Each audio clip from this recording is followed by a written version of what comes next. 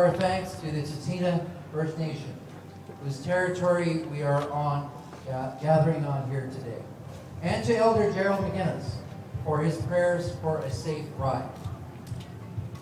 We've made it here today, as John said, a little bit late, but here nonetheless. And if you think about it, it's the same things that we went through on the flood that have pulled us here together today. So teamwork, caring, and selflessness. Last year, I was on this stage with Jared Rich. Now, you might remember Jared. He provided the inspiration to help us on our way last year. Jared has a tremendous passion for the ride. You could feel it in his voice that day. Sometimes in this business world or other endeavors we have, we think that we are leading. But Jared was a true leader in his fight against cancer. It's very sad that Jared lost his fight against cancer. His mother, Susan Rich, is here today as part of the riderless procession. Now, it's clear that Jared wanted us to move forward, and we're going to do that today. I know you're anxious to get on the road here. I know that there's some First Energy Type A personalities that are just ready to go now. But first of all, just a couple thoughts on why we're proud to host this event. It's not because our name is on the banner here, and it's not because our name's on your jersey. It's because this is what drives us and drives our employees. This kind of event is right in the middle of our fairway as far as who we are as a company. We believe that when you're part of the community, like Enbridge is, you need to invest in it. Not because you have to, but because it's part of your individual and company values. Those values say that we have a responsibility to make the community better, healthier, and safer. Part of that is volunteerism, and although the riders get a lot of credit today, so do the volunteers, and there are many hundreds of those. Thank you to the volunteers.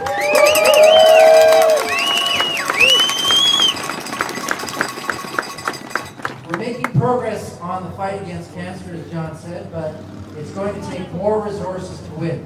That's simply the reality of where we are today. So it makes sense for us as a company and for us as individuals to play a big role in that. This event is the highlight for Enbridge because it has such an impact on the community, because our staff is the driving force behind this event. Through my 3 years on the ride, the one thing that I've noticed is the sheer power of what can be done by individuals. Looking at the list of teams yesterday, I was struck by how many individuals are involved and how community supportive we are. I say community because although these teams fall under corporate or organizational banners of one sort or another, it's the individuals that really drive these organizations and are what they stand for. Here are a few examples of the list. I hesitate to draw out just a few. But First Energy that I mentioned, 27 team members.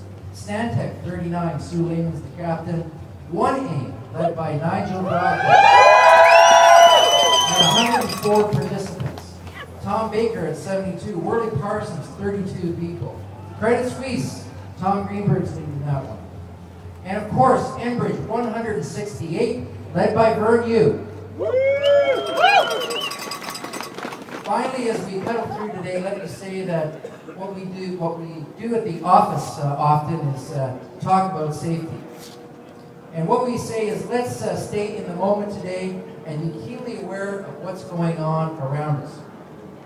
So on behalf of Enbridge, all of our team members and our volunteers, thank you for your individual and team commitments to this ride. Now, please join me in welcoming Mary Beth Eckersley, the survivor and very proud participant in the ride today.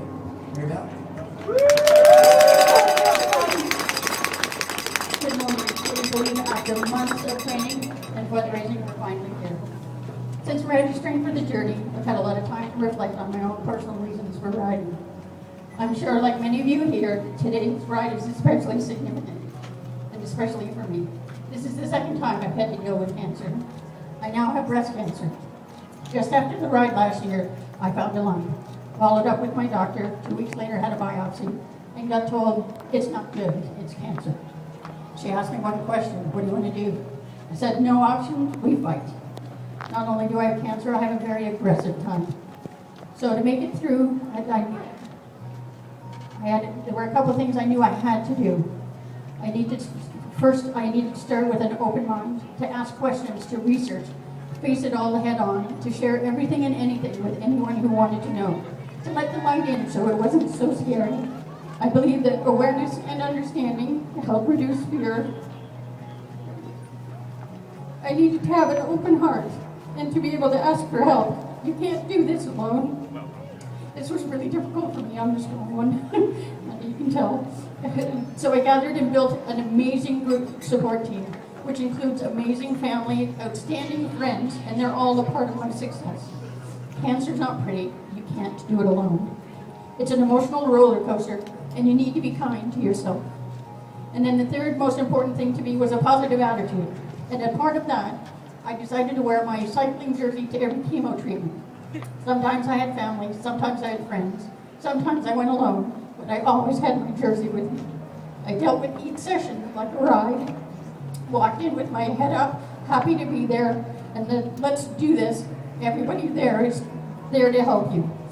So next Friday is my next treatment, and I have a new jersey to wear.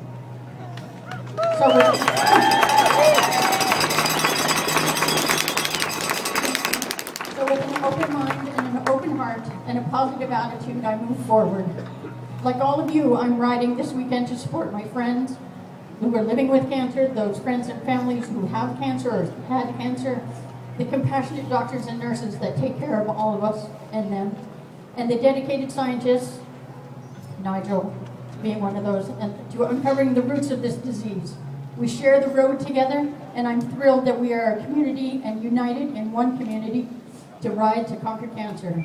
Have a great ride, and it's now my great pleasure to introduce Dr. Jan Willem Henning with some safety tips.